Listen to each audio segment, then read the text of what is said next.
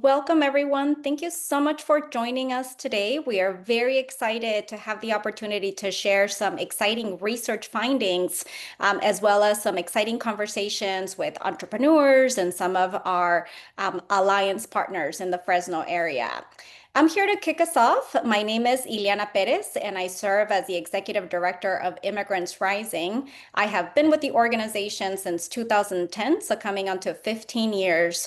I myself was undocumented for 27 years, and I joined Immigrants Rising at a time when I was looking for post-college opportunities that led me to the exploration of career and training opportunities specifically related to entrepreneurship as an alternative to employment.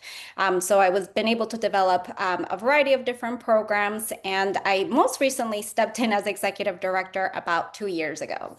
For those of you that may be new to Immigrants Rising, we're an organization that has been around for almost 20 years, empowering undocumented people to achieve their educational and career goals through personal, institutional, and policy transformation. As I mentioned before, we've been thinking about the post-college opportunities for undocumented students that led to really thinking about how to ensure that the community knows about entrepreneurship as an alternative to employment. Since around 2010, we've been proud to launch a variety of resources to inform the community about entrepreneurship. We also have been able to launch our interactive learning platform called BizHub that I encourage folks to check out. We've also engaged in a variety of advocacy opportunities, most recently being able to ensure that there is a budget allocation through the program called SEED. This is as part of the California budget that has dispersed millions of dollars that have been able to allow immigrant entrepreneurs across the state that have allowed them to benefit from having grant opportunities.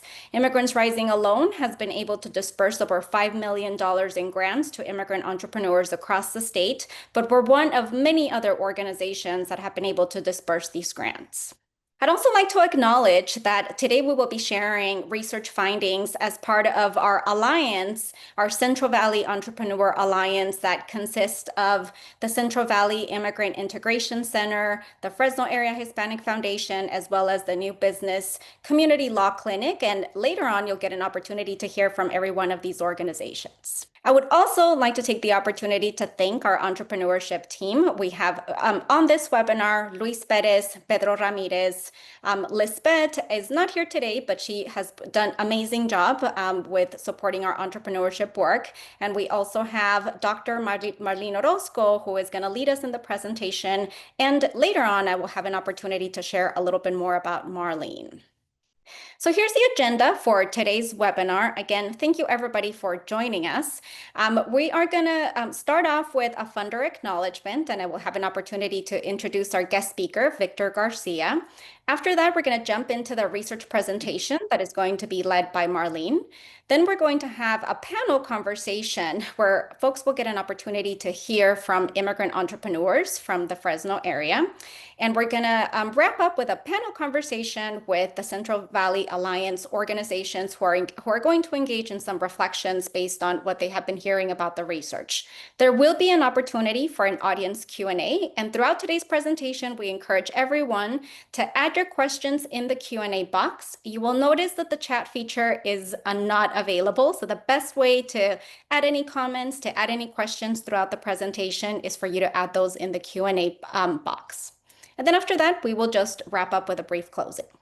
And now I have the great pleasure to introduce Victor Garcia, Dr. Victor Garcia, who joined the James Irvine Foundation as a program officer with the Priority Communities Initiative in March of 2022.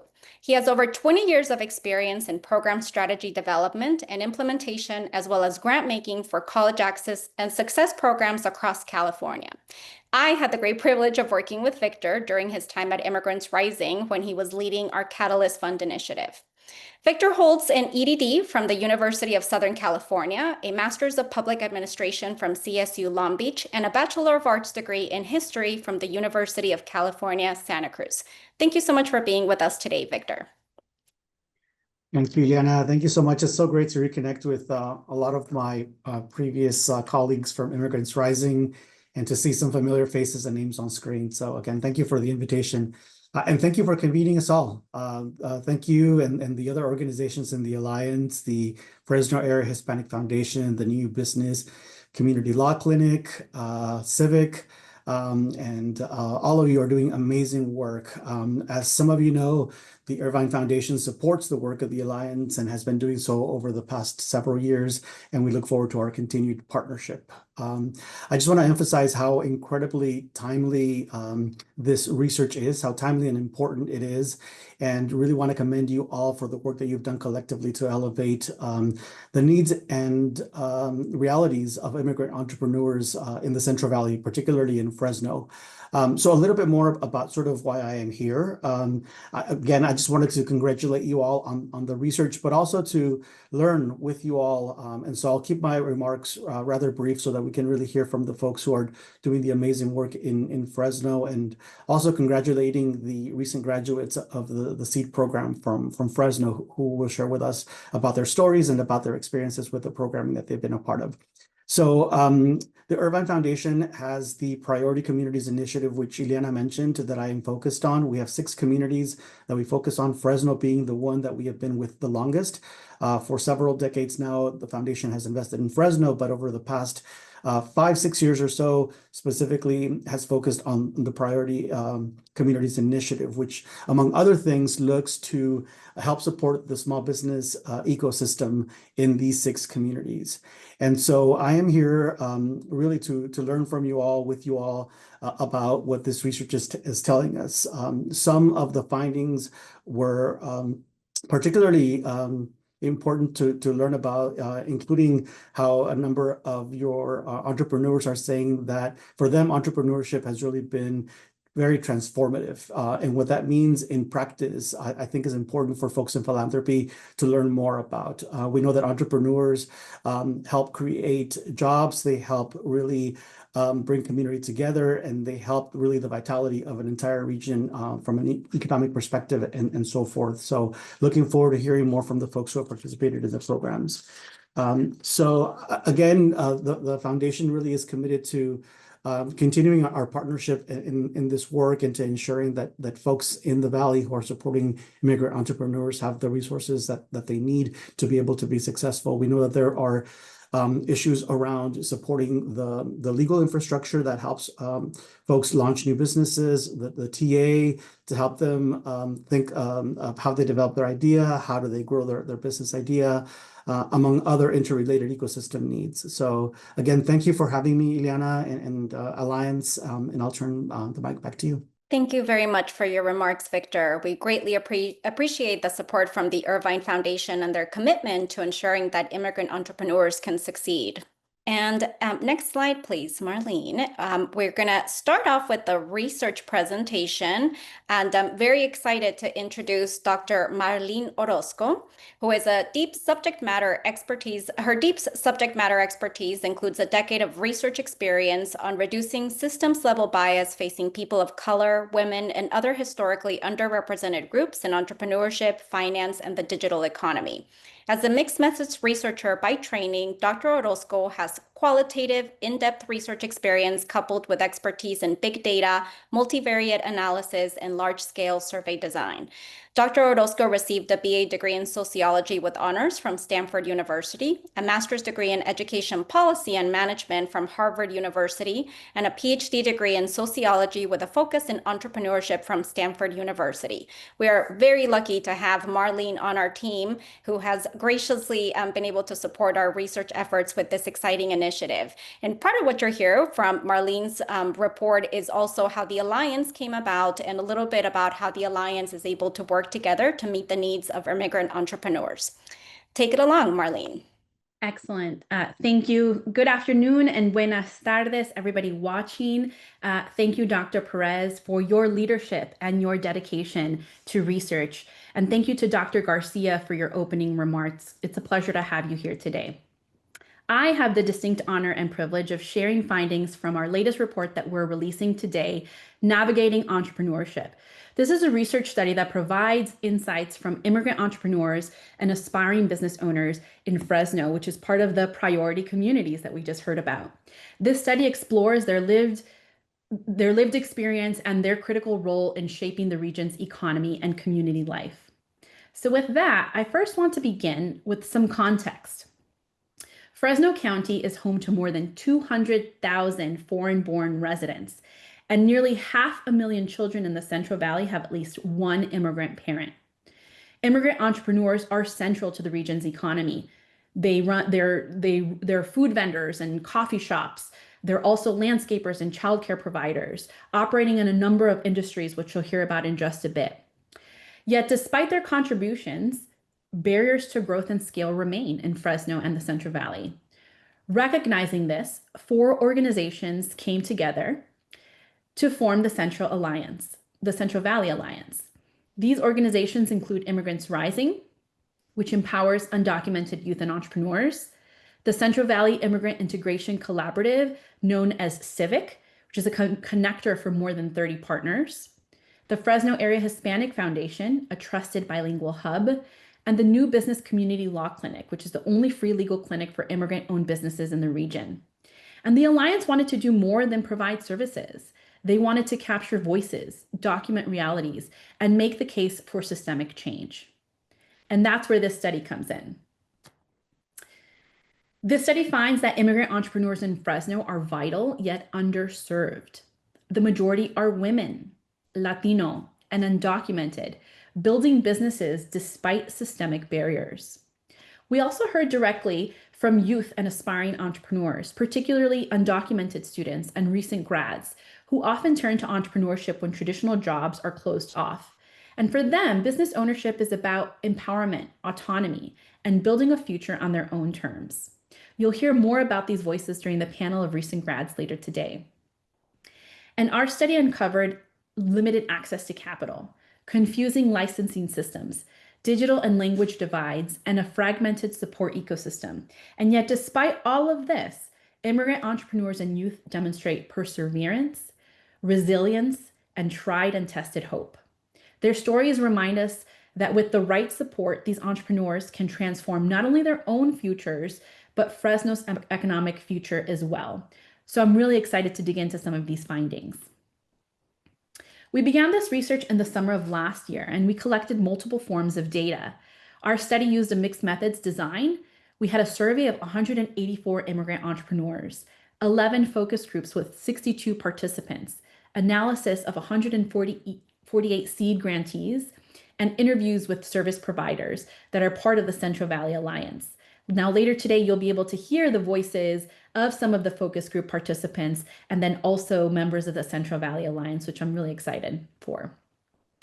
And in this project, we prioritized bilingual outreach as more than half of our focus group participants were, more than half of these focus groups were actually conducted in Spanish. And this triangulation of data is quite powerful in terms of reinforcing findings. So what did we find? In the entrepreneurship literature, which I've been studying deeply for the last 10 years, immigrants are too often described only as necessity-driven entrepreneurs. They're pushed into self-employment by barriers such as limited job opportunities, legal status, and a constrained labor market. Our study, however, shows both sides of the story. Many immigrant entrepreneurs in Fresno are also opportunity-driven. They're pulled by the chance to achieve financial security, be their own boss, and build a future on their own terms. Entrepreneurship in Fresno is rooted in both necessity and cultural identity.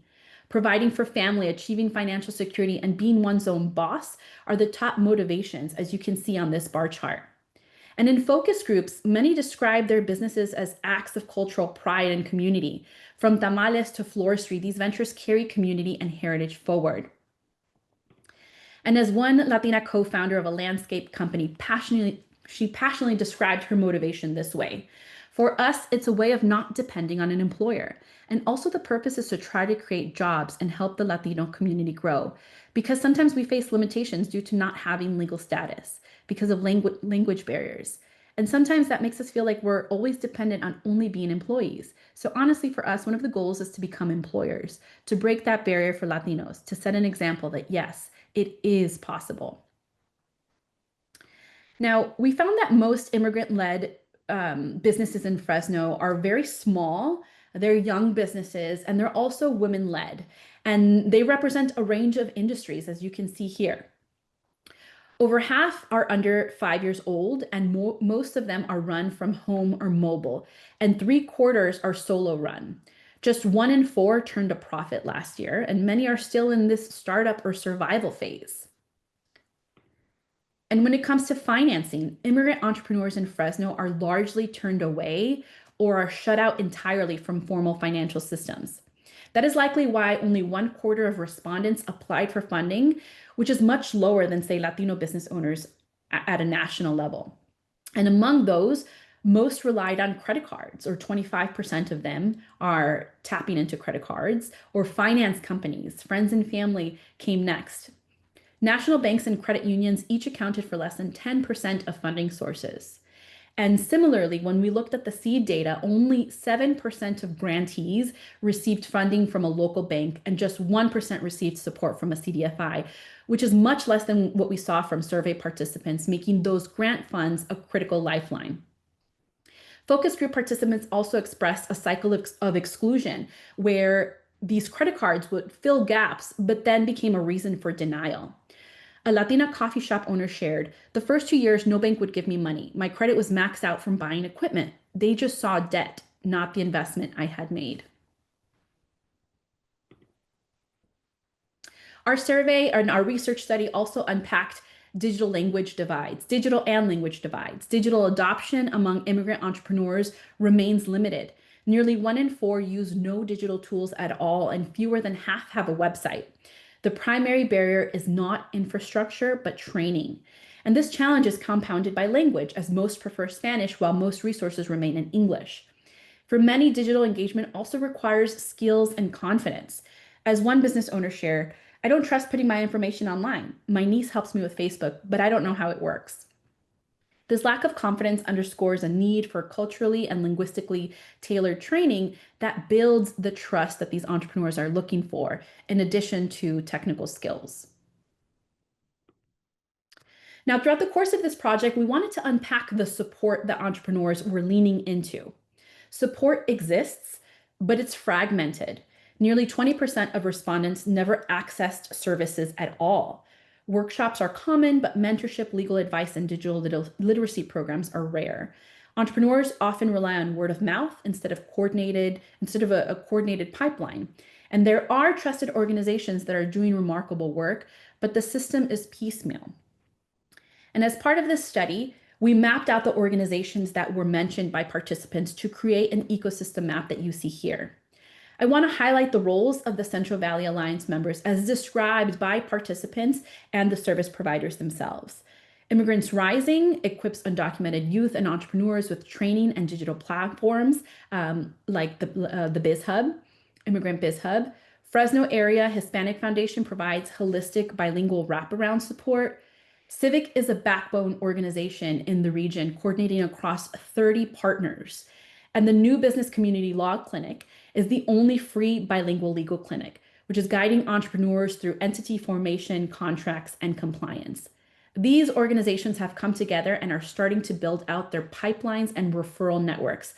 But this coordination requires shared systems and technology to protect and facilitate the flow of information. Our survey also asked entrepreneurs about their level of formalization. Most entrepreneurs are engaging with compliance, as you can see here. They're getting licenses and permits, but formalization beyond that is rather thin. Less than half have contracts or a business entity, and certification opportunities are almost completely out of reach. Nearly 80% didn't pursue them simply because they didn't know that they existed.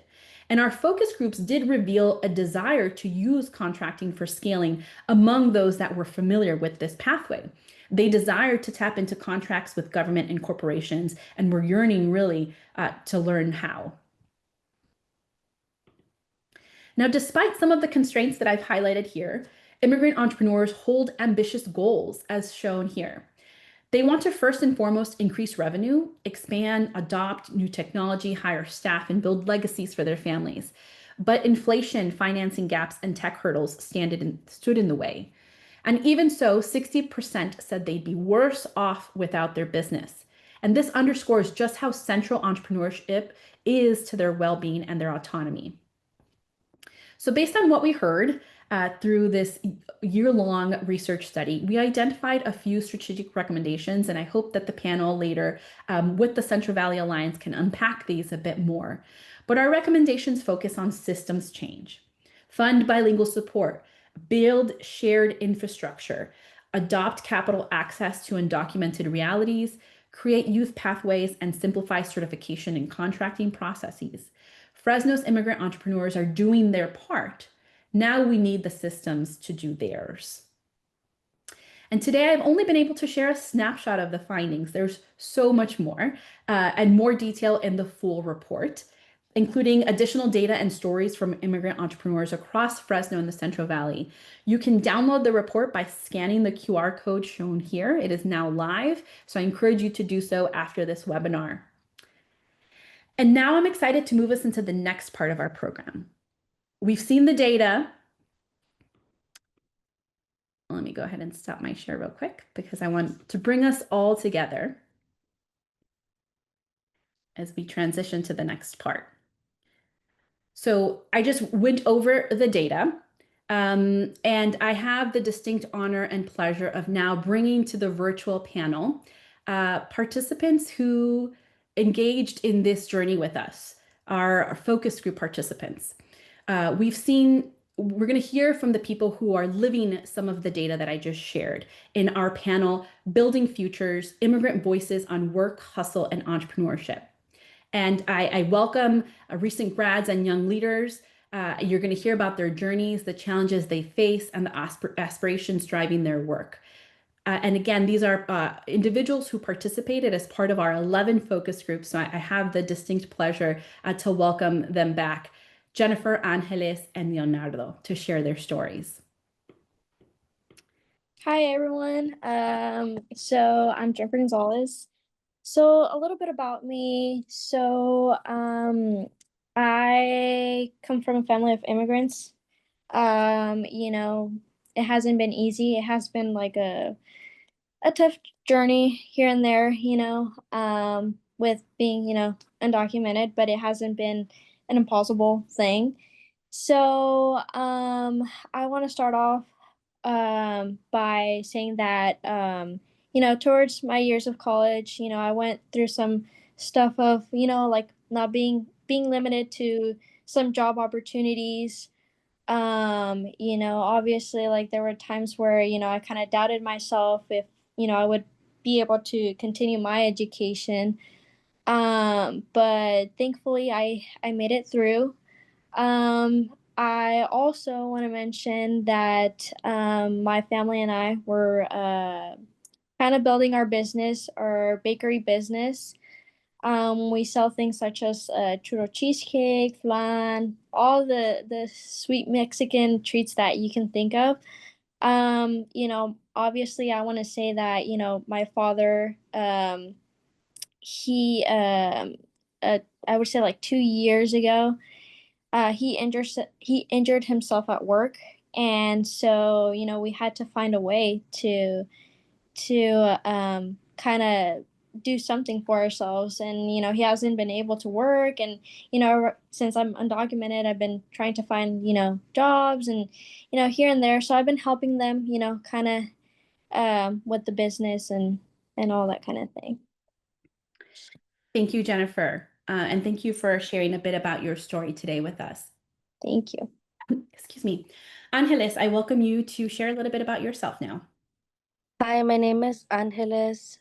I just recently graduated from Fresno State. I have a bachelor's degree with criminology.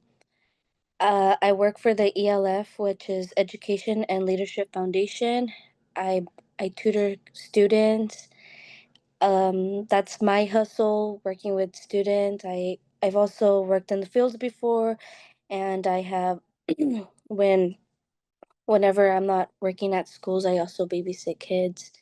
And yeah, I also come from a family of immigrants, and I have found it hard to find, well, when I graduated high school, I wasn't sure where I would be working at or if I would even have a job, but I found Education and Leadership Foundation, which has helped me get through my 2 years at community college. and then my 2 years at Fresno State. And yeah, that's this. Thank you, Angeles. Leonardo, please introduce yourself. Hello, everybody. I'm Leonardo Perez. A little brief background about my backstory. I was born in Jalisco, Mexico, and specifically Los Altos de Jalisco. It's a very beautiful region. I immigrated to the United States when I was 7 years old.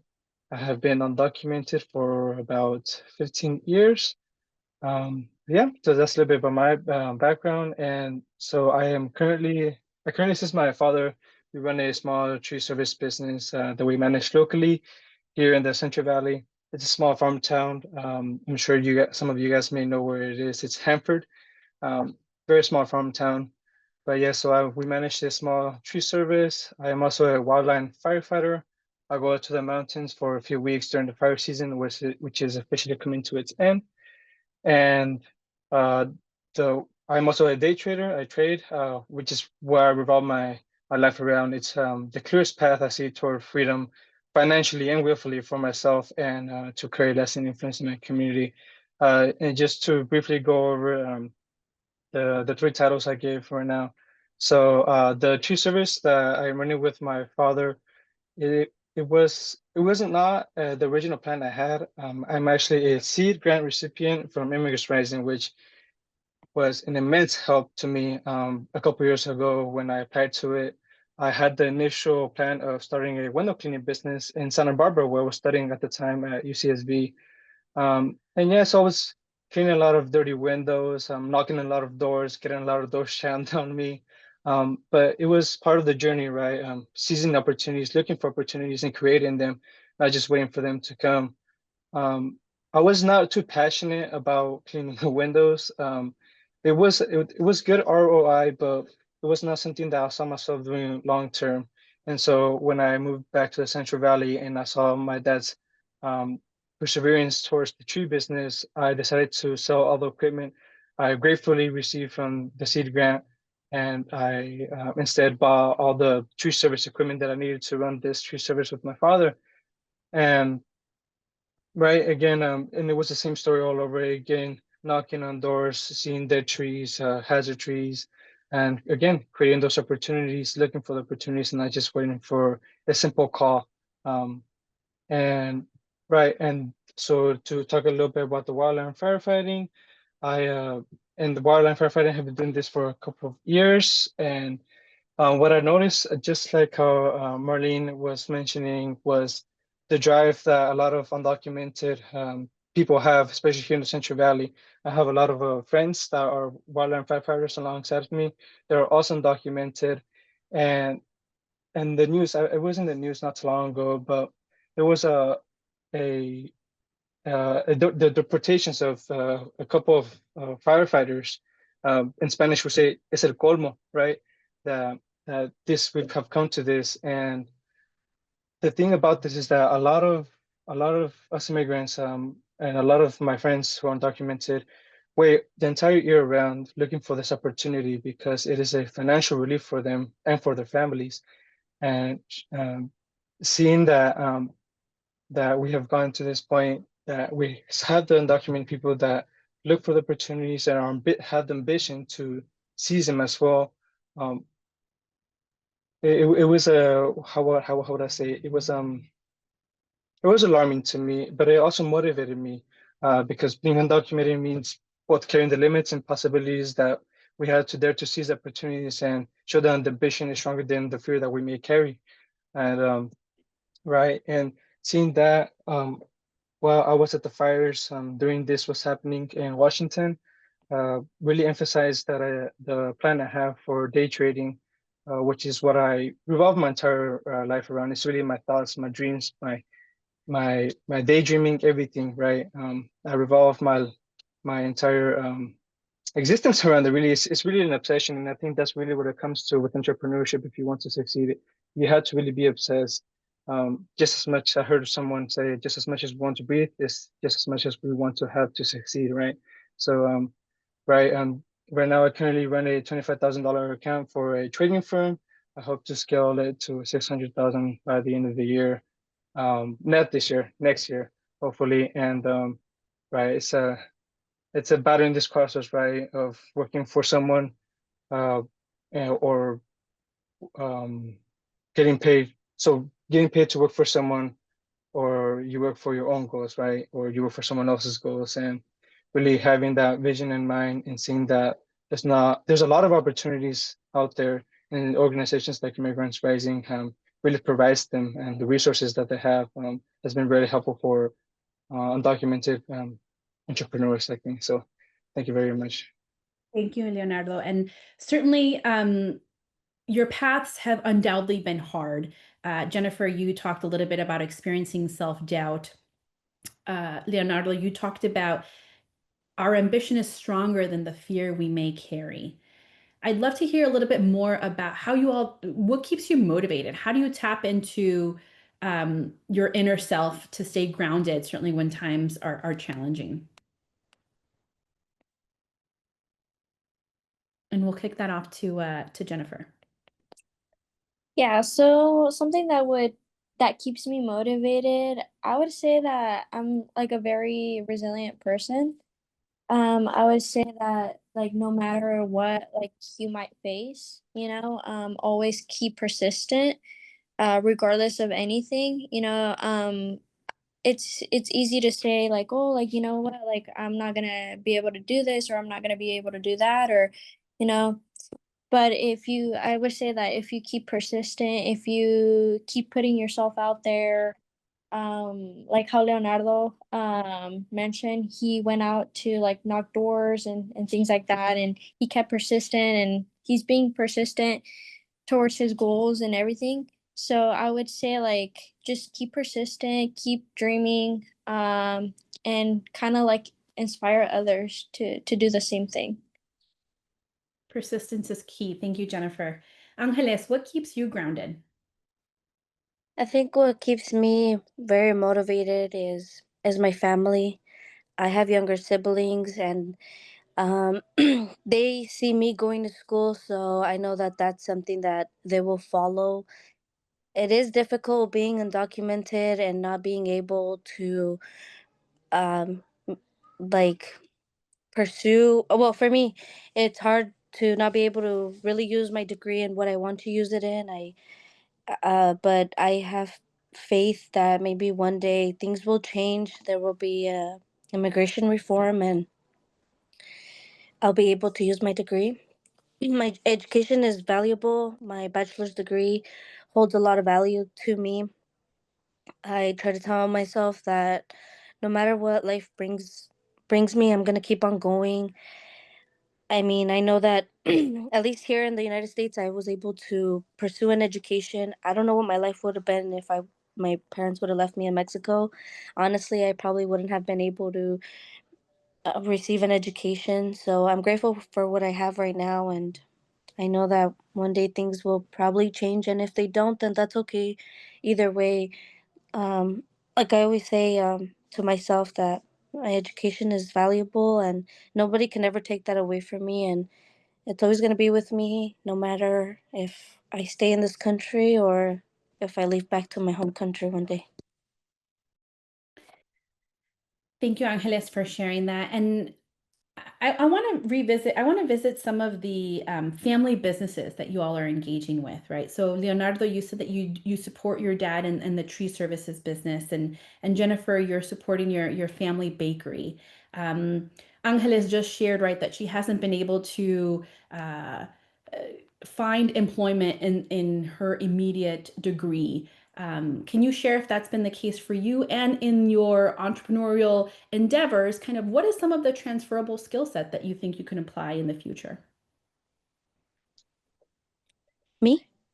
We'll kick that off to Leonardo and then to Jennifer, and we'll round out with you, Angeles. Marlene, do you mind repeating the last part of the question? It was kind of scratchy from my end. Apologies. Would love to know, I mean, you mentioned your father's tree service business and how you support out. Tell us a little bit about your role in the business and how you see some of the skill set that you're deploying there, transferring in other aspects of your life or career. Right. So for my role in the tree service that I run with my father, it's more of a marketing role. I am the person that goes out there, knocks on the doors, I say hi to every customer. I think part of this has to do with the fact that my father doesn't know too much English. Es muy penoso when it comes to speaking English, so I take that role and try to motivate him too, and showing him that um, it's action. It's action a lot more than the words when it comes to really succeeding in any business industry. Um, no matter what the knowledge that we have, if we have the knowledge but we don't act upon it, then we can't really do much of it. And I think that perseverance towards really making this work for my father and for the family is what drives me. Um, and if I can answer the first part of your question, Marlene, with your permission, what really motivates me is that what if, right? It's that what if it all works out? What if all the aspirations that we have works out? What if our goals are achieved?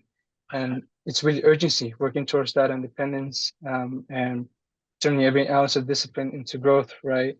And that's what it is about. Even though we may face rejections, like I have countless times every day, whether it be through a door being slammed in my face, or not having the outcome I expect for a certain business opportunity.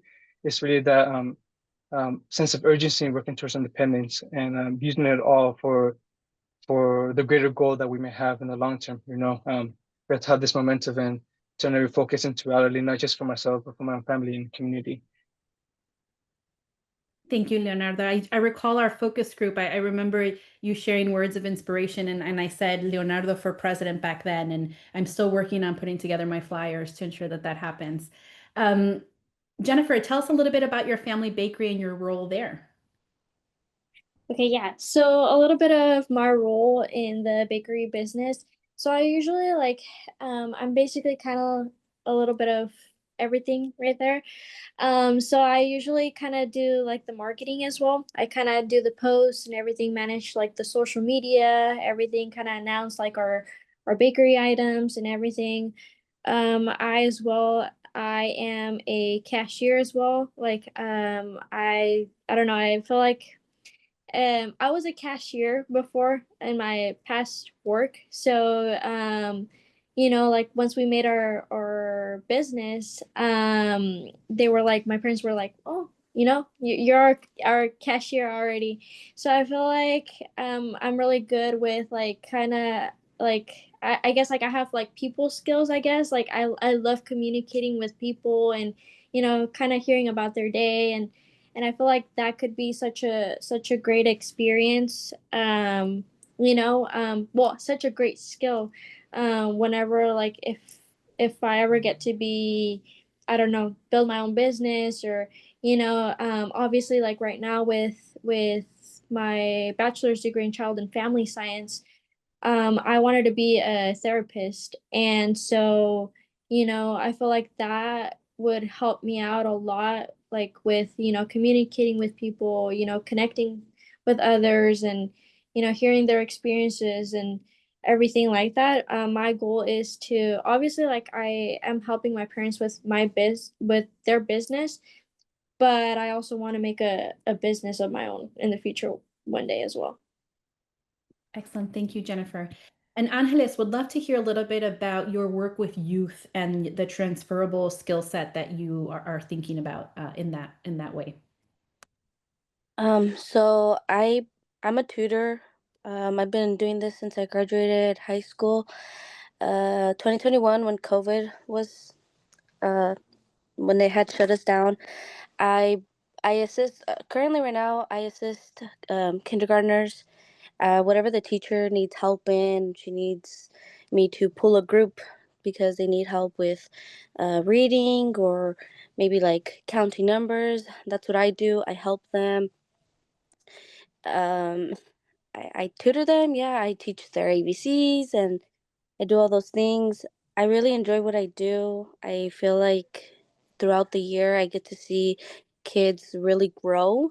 In the beginning you see them not being able to hold the pencil or even write their name, and then as a month goes by and now they're holding their pencil correctly. They're writing their own name by themselves. They're doing things by themselves, and you gain their trust, and they love to see you there every day. And yeah, that's a little bit of what I do.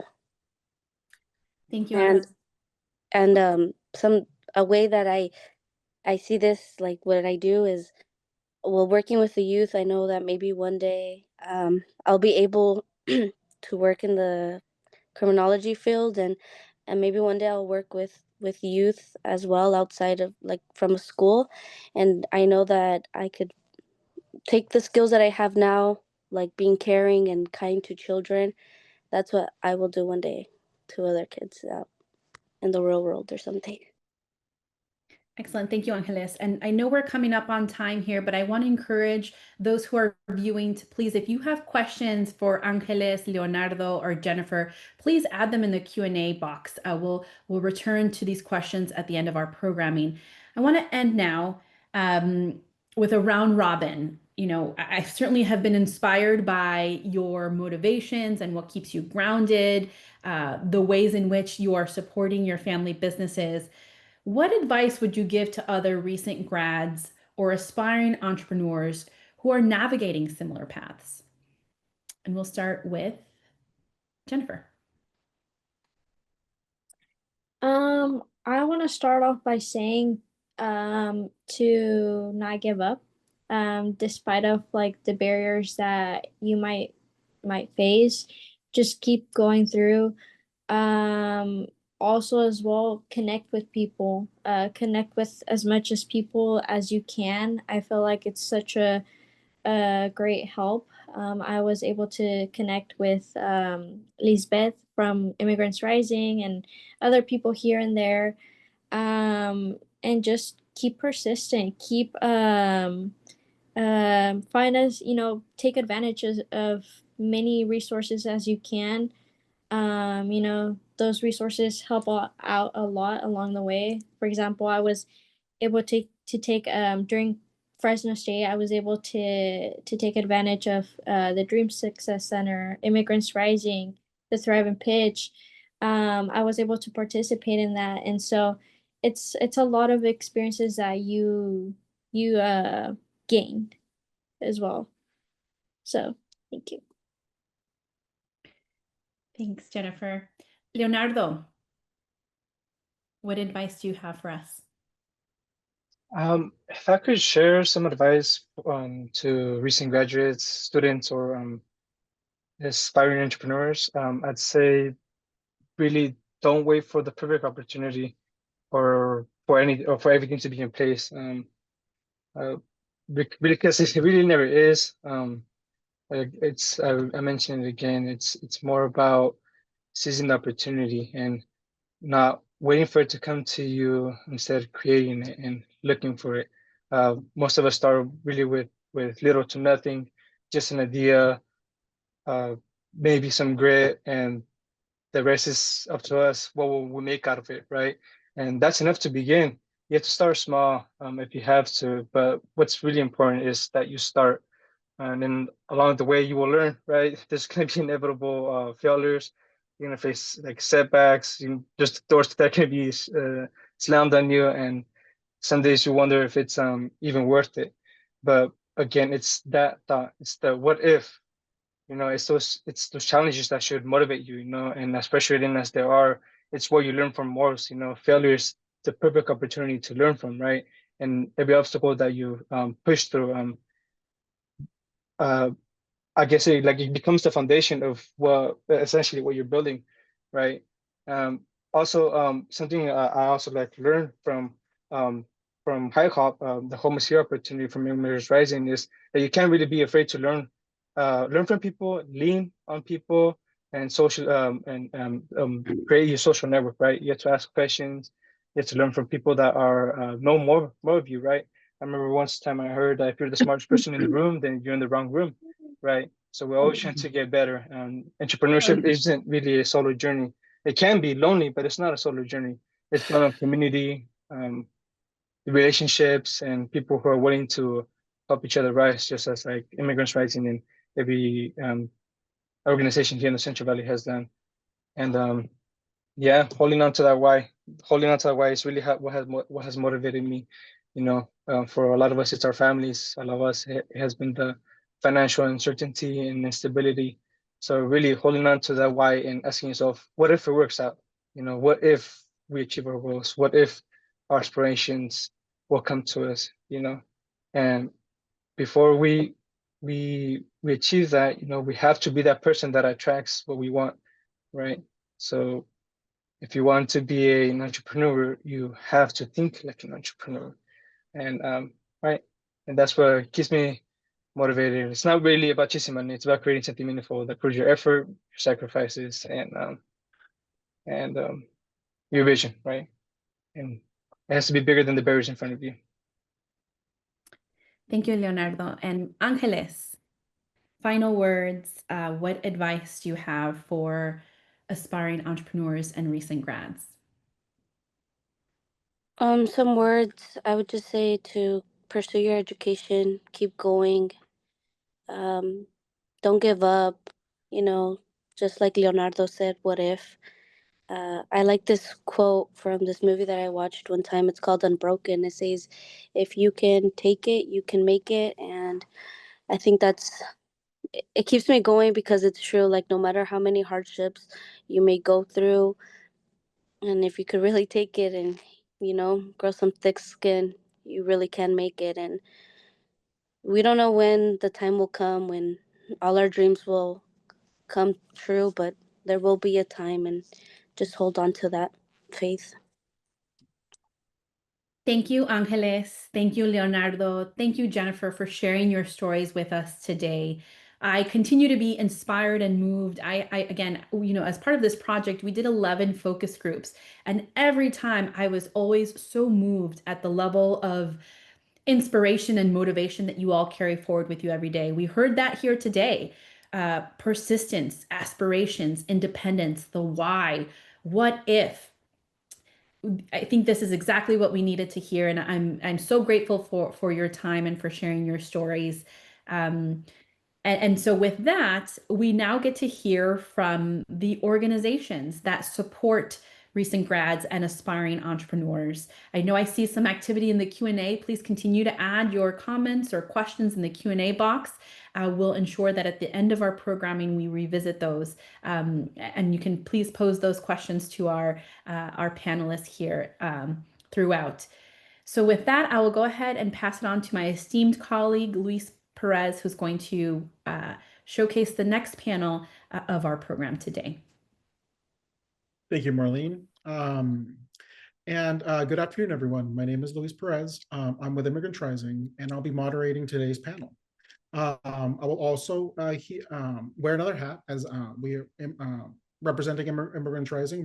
We are also a member of the Central Valley Alliance, along with Fresno Area Hispanic Foundation, Civic, and the New Law Business Law Clinic. Together, we're building a strong ecosystem to support immigrant entrepreneurs. Today, we'll explore what the immigrant business owners are facing, what's working, and what more is needed at the system level. I'd like to start with some brief introductions. So please share your name, your role, and in one sentence, what your organization contributes to immigrant entrepreneurs in the Central Valley.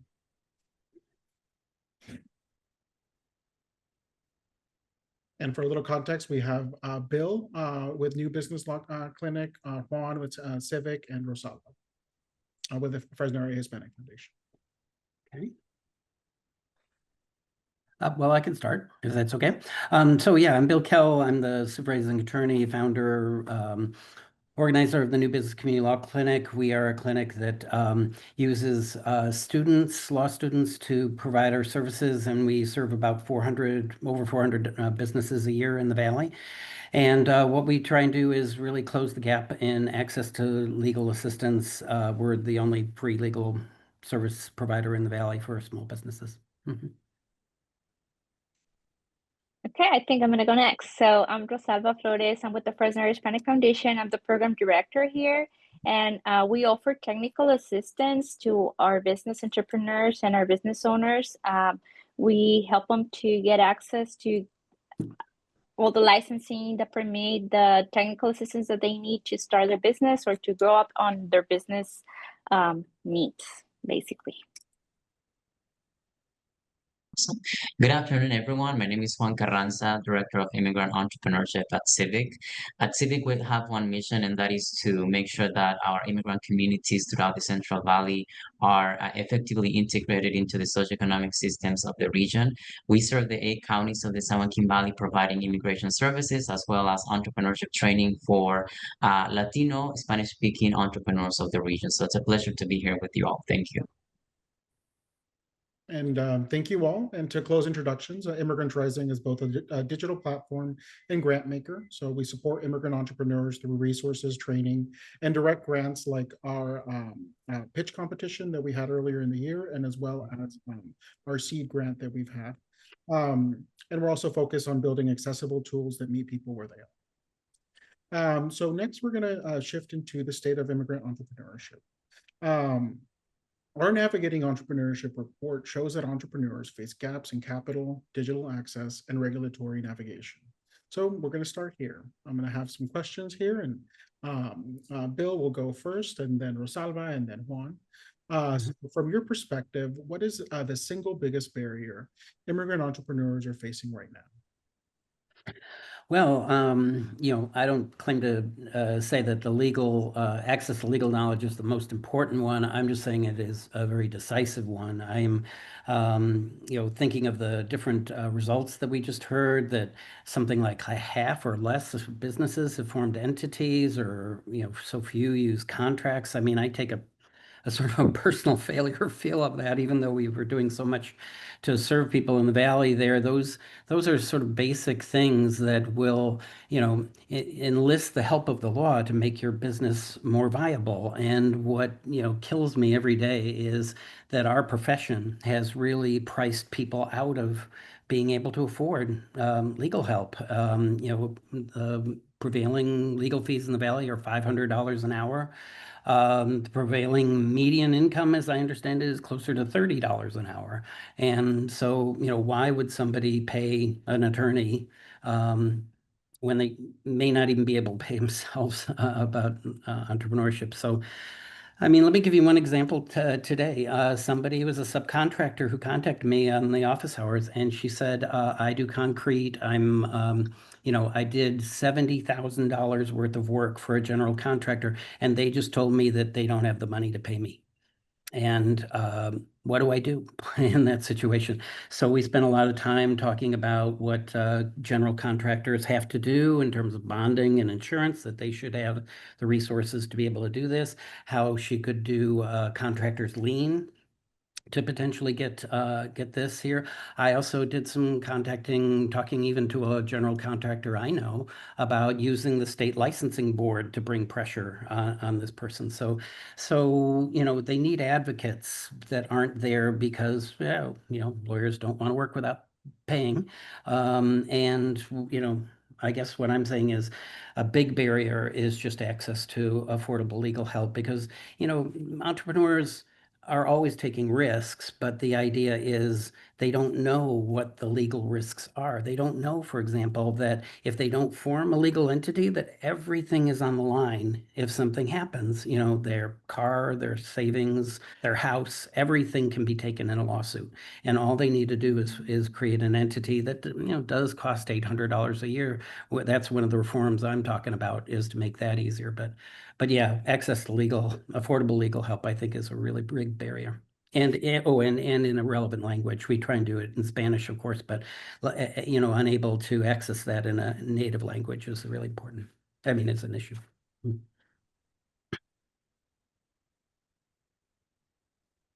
Okay, so I think I'm gonna be next, right? So I will go with the capital. They don't have enough access to affordable capital. They do lack of credit history. They do lack on documentation on the entities. They don't have all the documents in order to get a loan, apply for a loan, get the best interest in the market. So I will go with the access of affordable capital. There is something that our people really have a barrier in there. Awesome. So, hearing back from Bill and Rosalba, I definitely echo their comments, but looking really into what we are constantly hearing on a daily basis with our entrepreneurs specifically. Not gonna lie, that one of the biggest barriers right now is the current social political environment. I mean, I think we all can agree that that has a very negative impact within a lot of our entrepreneurial communities throughout the region, the state, and throughout the nation.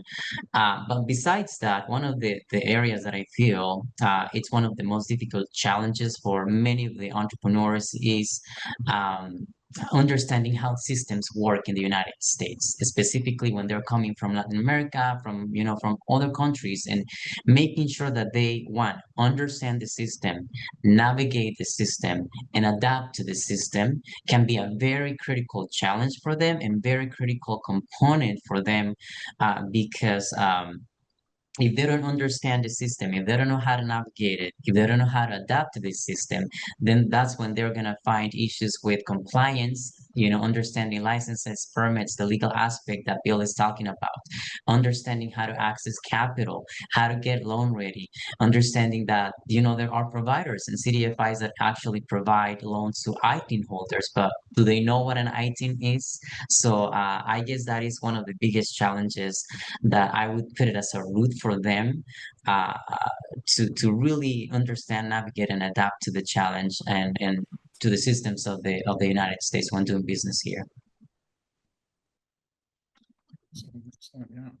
And for Immigrant Rising, I can add that one of the patterns that we're seeing is pretty drastic digital divide with a lot of the entrepreneurs that we've been able to help. They don't always have access to all the resources that exist. A lot of them exist digitally first, and then physically second.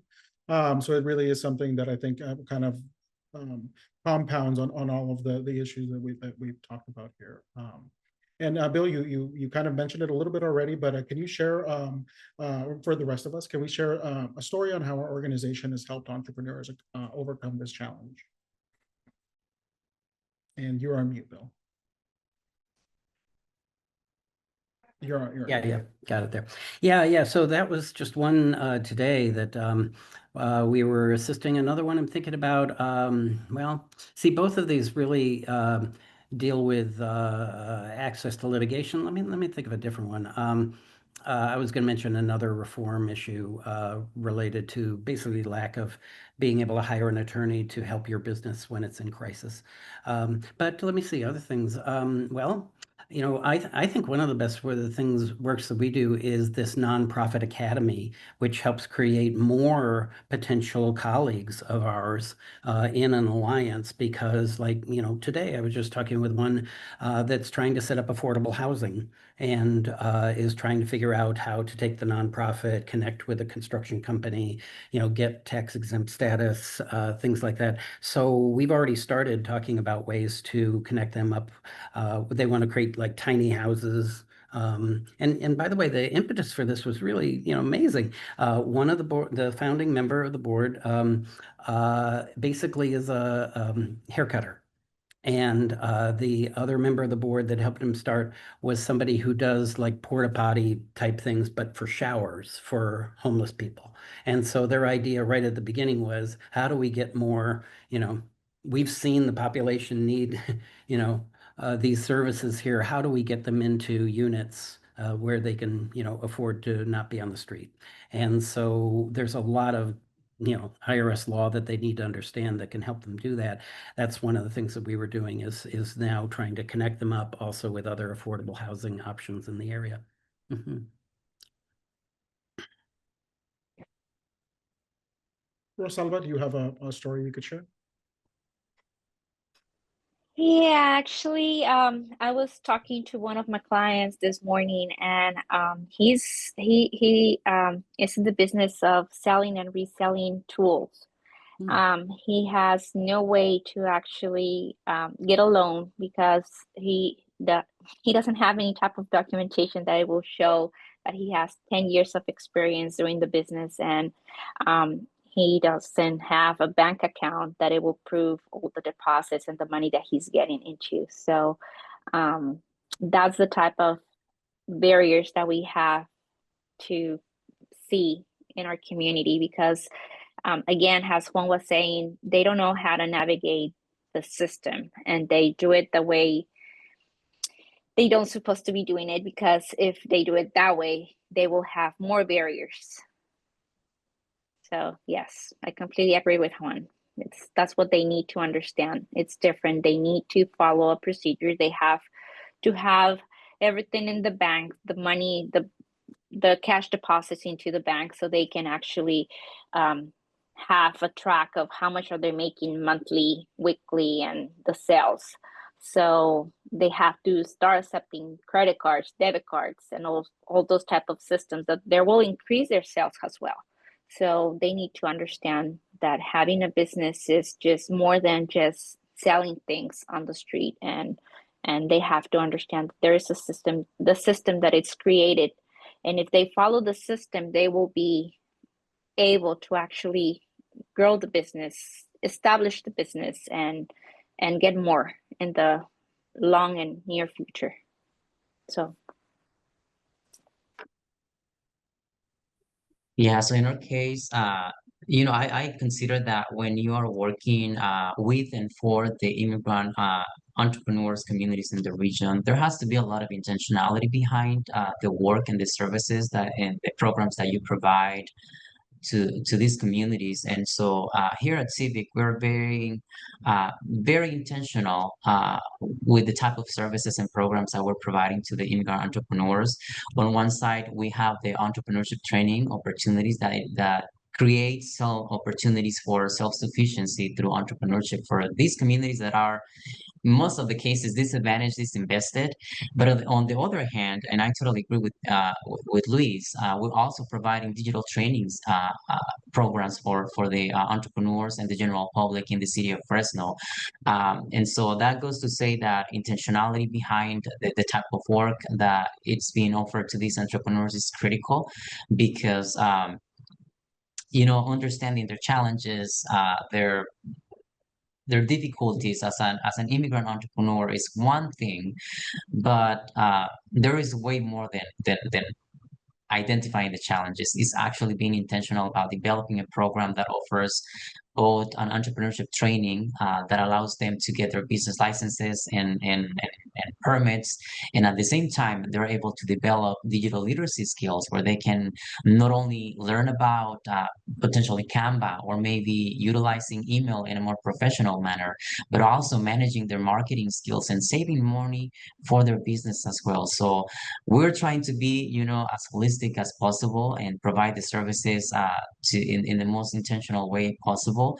And I have a lot of very successful stories, very motivational stories that we've been able to support graduating individuals through our entrepreneurship training, and at the same time having them going through the digital literacy training programs, graduating, get a certificate, and learning how to navigate and leverage digital tools.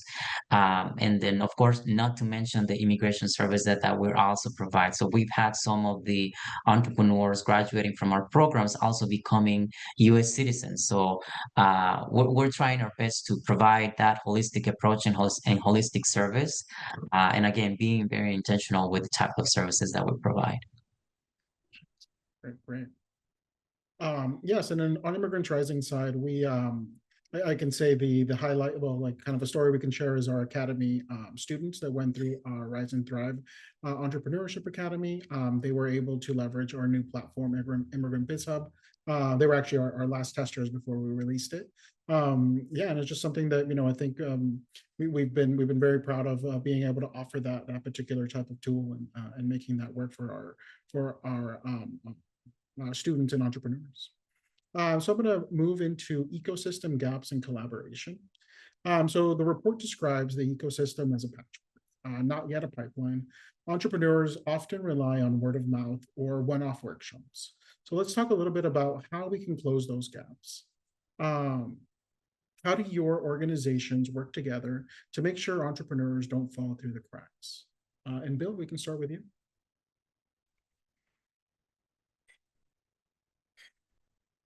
And you're on mute again. Oh, again, I'm sorry. Well, this is a wonderful opportunity to highlight the Alliance, because I find the way to keep things from falling through the gaps is just how often we talk to each other.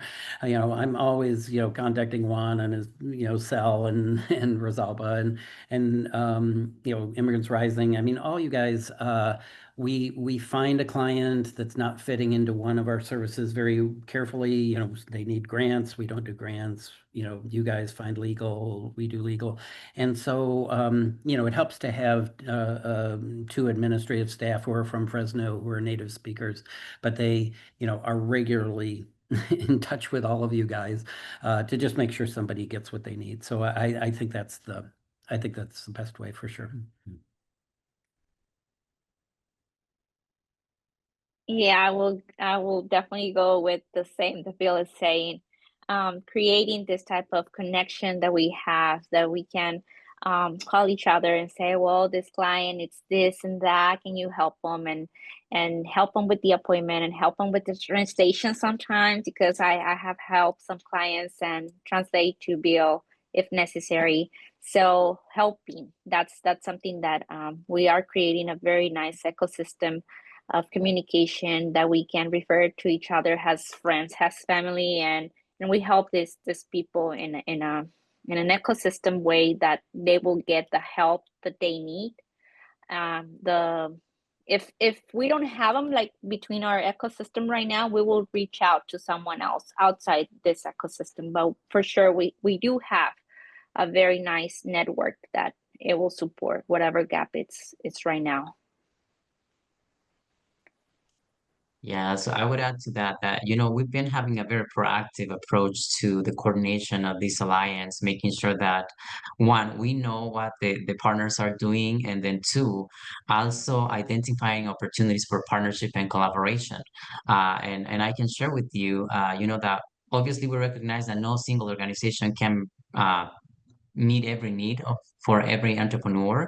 And that's exactly why I feel like this is a very unique alliance that allows us to work together in a collective approach, providing services. As an example, I can give you, we recently had, well, a couple of months ago, we had the Semana del Inmigrante Emprendedor, where we offered a very unique model, a hybrid model, providing in-person and virtual training opportunities for entrepreneurs throughout the region. We were able to partner with all of the alliance partners. We had Rosalba from Fresno Hispanic Foundation talking about, how to navigate and how to pursue government contracting.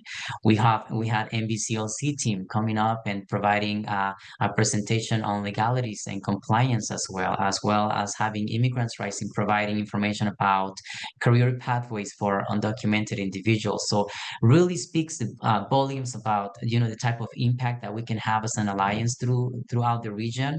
By the end of that week, we served over 200 entrepreneurs. We had a full house, both virtually and of course in person here at our offices in Civic. So this really showcases the regional coordination and the proactive approach that we can take, and the type of impact that we can reach as an alliance as an alliance in the Central Valley. Definitely. Yeah, and I can echo the fact that it's been great being able to meet regularly with this coalition, and being able to kind of just brainstorm and think of solutions that we can come up with. I'll move quickly here to what is one gap you see in the ecosystem that no single organization can solve alone? Gosh, well, I mean, starting a business, everything is, every time I talk to somebody, it's, okay, well, here's the legal side. Oh, you need an accountant and you need some funding to purchase, this thing for your business or something like that. Oh, you need marketing. It's so many legs of the chair here that absolutely need to be there to make a viable business. So I'm just really glad that, I mean, there's more resources that need to be brought to bear beyond our 4 organizations, but yeah, man, I just don't know what to do if I just had to do legal all the time. I will definitely see the need and the gap on funding. We don't have a pipeline that we can get more funding for our people. Something that we can actually get, so we can get more education, so we can guide them through the system of how to open the business and what are going to be needed, and help them with the licensing costs and all all the little gaps of funding. So I will go with the funding, the need of the pipeline that we can get from, and help the clients that they need the funding for and the capital. I would echo on that. I think access to capital is one of those challenges that many of our entrepreneurs are facing, and I believe the research really showcased that as well. One of the comment that Rosalba made earlier was the credit history for many of our entrepreneurs. Many of our entrepreneurs don't have an established credit history. So how do they navigate, for example, access to capital if they don't have a credit history? So access to capital is one of those gaps where uh, they're finding themselves in a very challenging situations where they connect with the capital provider, but the capital provider is not able to provide technical assistance to establish credit, or maybe repair credit. So there's a huge gap right there, and I'm assuming that's one of the potential reasons why many of them are not approved for a loan, or not necessarily provided the capital that they need to either open their business, launch their business, expand their business, or retain their business. So access to capital, there's definitely a gap. There's a lot of room for opportunity, and of course, there needs to be a very, very well coordinated effort with capital providers such as banks and CDFIs, and making sure that these gaps are closed and the challenges are addressed in order to increase access to capital for immigrant entrepreneurs.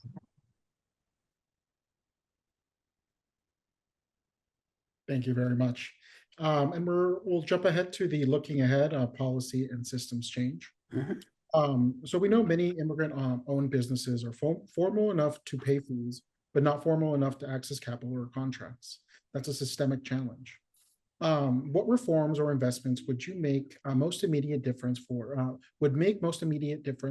immigrant entrepreneurs, whether it's around licensing, certification, or capital access?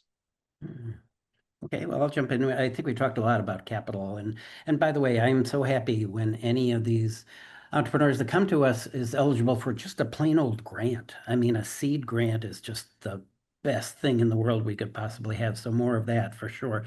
Here's a couple of things you may not know, think about.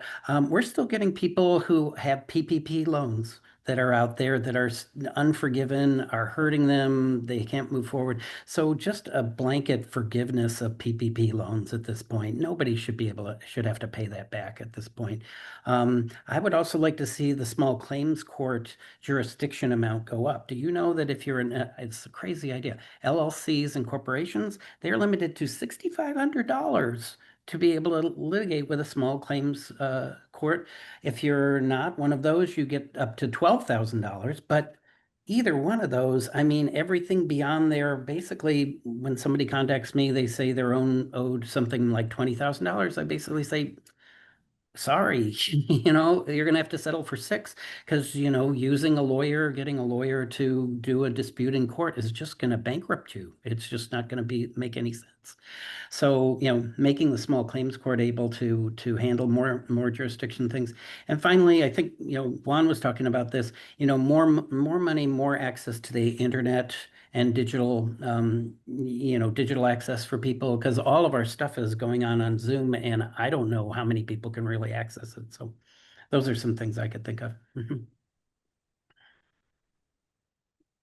Well, in addition to that, I will say that we need to simplify all the steps that the entrepreneurs need to go through in order to establish their business in the legal way.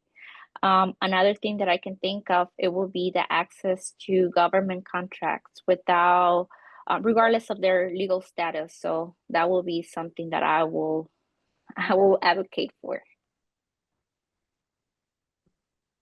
Yeah, and I would echo that. Like, obviously, access to flexible capital, I think that's going to be key because I believe there are many opportunities for entrepreneurs to tap into potential funding, whether that is through a loan or maybe a grant opportunity that can make a huge difference within our local economies. In addition to that, Rosalba mentioned it about, if we're talking about reforms, I'm thinking about Assembly Bill 2543, which is the small business certification for undocumented business owners. That is critically needed. And it could open the doors for business entrepreneurs, undocumented business entrepreneurs to explore procurement opportunities and government contracting. And so those would be the two areas: access to flexible capital, and then of course the support and of Assembly Bill 2543 for small business certification for undocumented entrepreneurs. Very well said. Yes, I definitely echo, being able to promote AB 2543 for those state contracts. And for some closing reflections here, in one sentence, what gives you hope about immigrant entrepreneurship in Fresno and the Central Valley? I would say that, our committed and passionate colleagues in the Alliance give me so much hope and pleasure and a sense that and foundations like the James Irvine Foundation. I mean, the one thing that I've noticed about foundations that I'm so impressed with Irvine is they may throw some money at a problem like this. Oh yeah, put in a proposal and we'll see. But Irvine has really taken the time to learn about this region and to think about how to intelligently fund things here, not just little patches here or there, but a real system upgrade. And that is very inspiring to me. And ultimately, the old thing from Jurassic Park, life finds a way, immigrant entrepreneurs find a way. And that is really wonderful to work hand in glove with them. Yeah, what really gives me hope is actually see the workshops of the people that are willing to get education, that are willing to get to know what to do and how to do it. So that's what really gives me some hope. So I love to see people trying to educate themselves and getting everything that they can in order to be better. I love that. Well, in my case, that's a fantastic question. I would say I'm very motivated and hopeful. First of all, about this alliance, there's a lot of work, uh, great work to be done. On the other side, it is the realities that I get to hear on a daily basis from the entrepreneurs that we serve. Hearing from the single mother who is hustling, who is out there with 3 kids, and then opening a nonprofit organization, and then an additional business, a jewelry, and then a daycare within her home, and then having to hear from the 70-year-old gentleman who's the owner of a nonprofit organization and now learning how to navigate Facebook and actually collect donations for his nonprofit organization via Facebook. Those stories are literally what are motivating me, our leadership, and my team as well.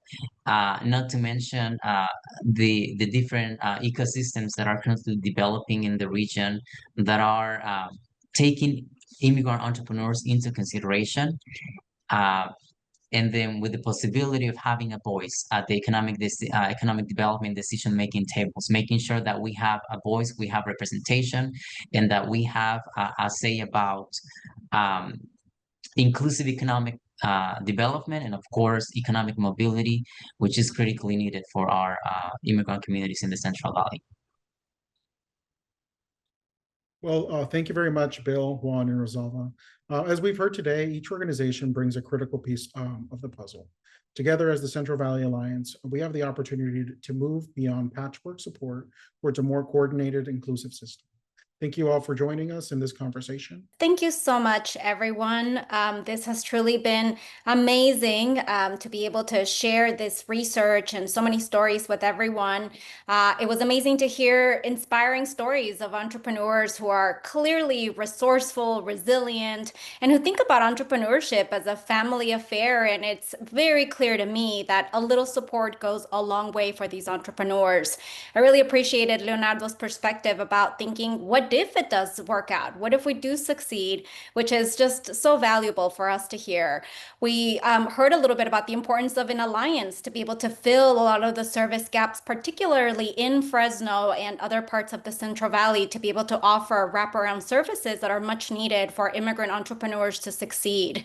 And overall, we know immigrants hustle. We're creating jobs, generating revenue, contributing to the economy, as Juan said, and really helping to sustain the social safety net for all Americans. And I gotta say, we're definitely not the villains in this story, clearly, as what we saw today. And of course, we had the opportunity to hear these amazing research findings led by Dr. Orozco about how immigrant entrepreneurs are faring in Fresno, and really about the importance of having an alliance and an ecosystem of support for these entrepreneurs to succeed and thrive. And as Marlene mentioned, we shared just a bit of the research. We definitely encourage everyone to read the full report. You all can access it here on the QR code that you can see on your screens. And definitely reach out to us. If you have any reactions, reflections, questions about the research, we'd love to hear that. We'd love to hear any questions about how our alliance. We'd love to hear if you'd like to replicate this across other parts of the state. Please reach out to us. We're also hoping that this research really is useful in advocacy efforts to increase the much needed support for immigrant entrepreneurs, not just in the Central Valley, but across the state.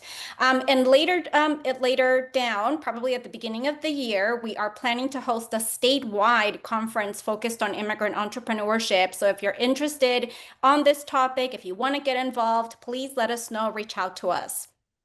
I'd also like to say that today we talked about entrepreneurship, but Immigrants Rising offers a variety of other services, including information and resources about access to higher education, career training, mental health. So I invite you to check out our website, immigrantsrising.org. Follow us on social media.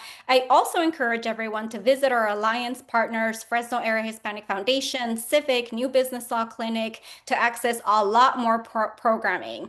So I want to thank all the entrepreneurs who shared their stories bravely, who shared inspiring words of wisdom with us. I want to thank our alliance partners who shared insightful perspectives.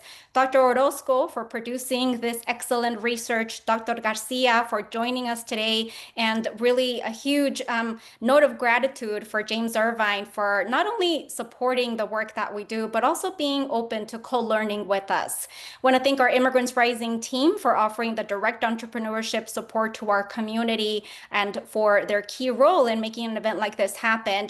And of course, our audience. Thank you to every single one of you who joined us today. We appreciate you taking the time to listen to the research, the stories, and stay connected. This is only the beginning, and we hope that more folks will continue to engage with us on this topic of immigrant entrepreneurship. Have a great afternoon, everyone. Thank you so much.